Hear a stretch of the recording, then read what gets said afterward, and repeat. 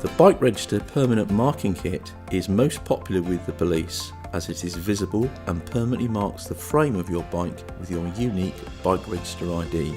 The kit chemically etches the coating of your bike frame with a visible and permanent blue mark, leaving a neat, unique mark which does not affect the frame's integrity. The kit also contains a highly visible and durable tamper-resistant warning label. Any bike with a painted or lacquered finish can be marked with the marking compound. However, if your frame is uncoated aluminium or uncoated titanium, then we recommend using our Membership Plus kit. Step 1. Choose a suitable part of the frame to be marked. Ensure that the area to be marked is clean and dry. Use one of the alcohol wipes supplied to clean the section of the bike frame to be marked. Dry with a clean cloth.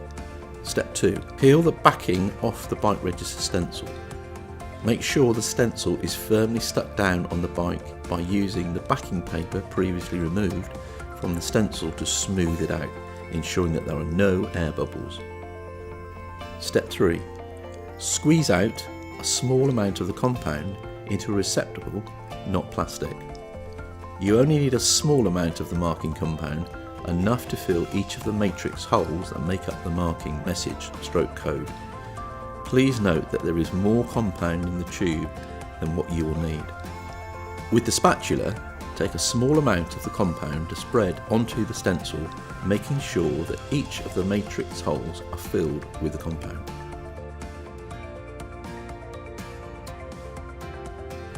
Step 4.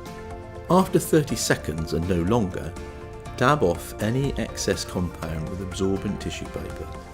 Then remove the stencil immediately. The stencil is only designed for one use and cannot be used to apply multiple markings.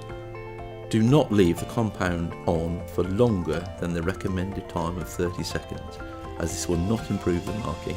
In fact, the marking may be spoiled. Step 5.